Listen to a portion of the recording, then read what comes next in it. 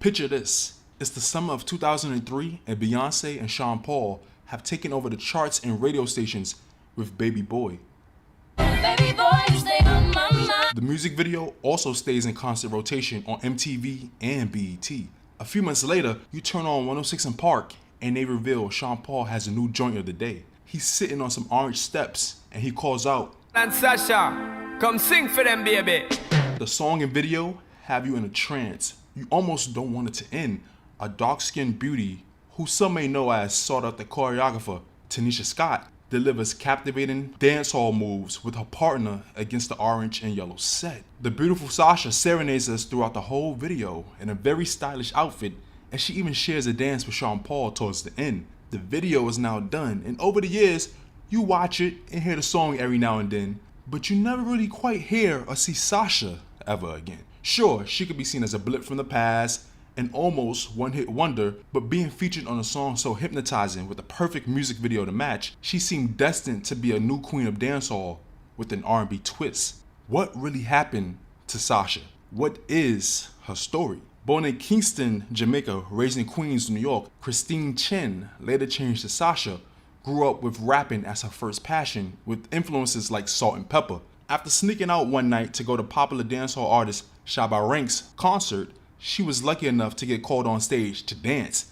However, she decided to start rapping and blew everyone away. Shabba's management would then decide to make a few demos with her that got shopped around New York for a few weeks until landing in the hands of prominent producers Steely and Clevie. Sasha was then flown back to Jamaica to record her first song, which produced a popular track played mostly in underground hip-hop clubs. She was only 16 when she got to tour with the huge dancehall artists of that time, performing her underground rap hit with such a fierce intensity that she always stood out, even as an unknown to most people in the audience. Years would pass before Sasha got back into music, finally releasing her debut album, Come Again, in 1997 with the hit club record titled That Sexy Body. I'm sure some of you have heard before. Like to get a piece of that sexy body. For this album, she started working with dancehall producer Tony Kelly, who encouraged her to start singing when he heard certain tones in her raps. From then on, Sasha incorporated singing into her music and would then get the biggest hit in her career a few years later.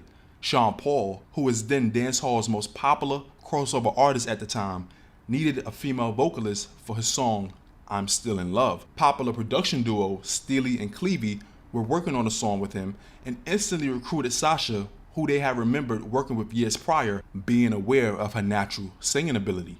And as they say, the rest is history. I don't know why. The song became an international hit, especially in the nightclubs of Jamaica, New York, London, and Miami. After that taste of mainstream success, there were plans for Sasha to go back into the studio for another album, this time working with producers Tony Kelly and Steely and Clevie at the same time to create big solo hits for herself. In an interview with RudeGal.com, Sasha expressed wanting the album to have a mix of hardcore reggae rap with a smooth Lauryn Hill feel. Up until 2006, she had hits, but they only hit big in Jamaica after a lack of proper promotion. These songs included Run Away With Me, Hot Girls, and Natural High.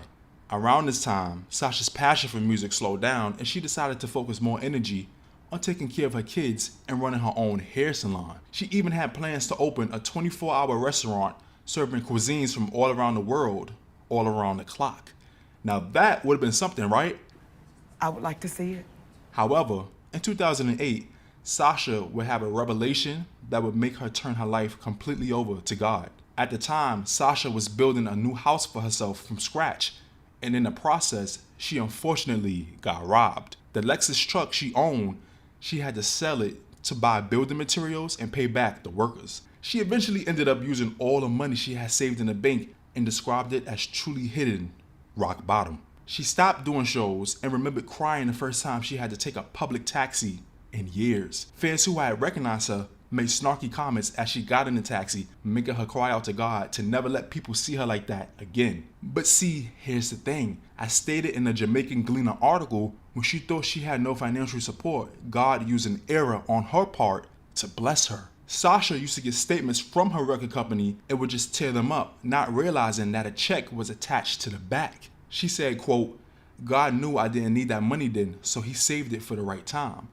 It was during her lowest financial moments that Atlantic Records called Sasha's mother and told her they had a collective check for Sasha, as they noticed she had not been cashing the many checks they were sending her. Oh my God, hold up. Sasha viewed this as a sign from God and changed her name to Sister Sasha, became a Christian, stopped doing secular music, and began creating reggae gospel music ever since.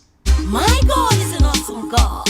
Get it right. She's now an evangelist with her own gospel group and even has a YouTube channel which she uploads every once in a while. In a 2021 interview with Mr. Vegas, Sasha even revealed signing away 50% of her publishing because she was unaware of the crooks in the music industry at that time. She also claimed VP Records, her label at that time, still says she owes them over $200,000 since they spent over $1 million on her career and have yet to receive the profit from it after she abruptly stopped doing the secular music that made her popular, which Sasha denies them ever spending that much. All in all, I hope it all gets resolved and Sister Sasha continues to live her very best life. And I hope she knows that we're still in love. Yes, I'm still in love. With that song and video she did going on 20 years ago, plus her many club hits she's given us throughout the years. Peace and much blessings to you, Sister Sasha. She was just a part of one of those songs I know brings back nostalgia for most of us. Times were different back then, music was different back then, but the industry always remained shady. And although she had a slice of fame, she was one of those artists who never really got to reach her full potential. But I felt she had a story that needed to be told so people could see beneath the surface of a smash hit single. She faced hardships in the music industry and in her personal life, but managed to rebuild her strength through her belief in God. I noticed that's a similar pattern in this industry.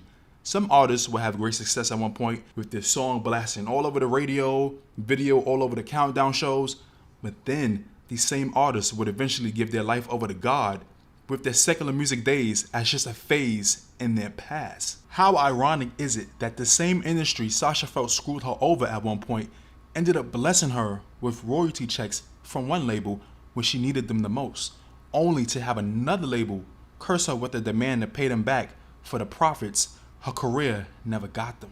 Wow, the music industry could really be a blessing and a curse.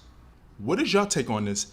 Did you know of Sasha's other music beforehand? And are you surprised to find out what happened to Sasha after her smash hit with Sean Paul? In the meanwhile, let me know your thoughts down below, and please don't forget to comment, like, subscribe, and hit the notification bell.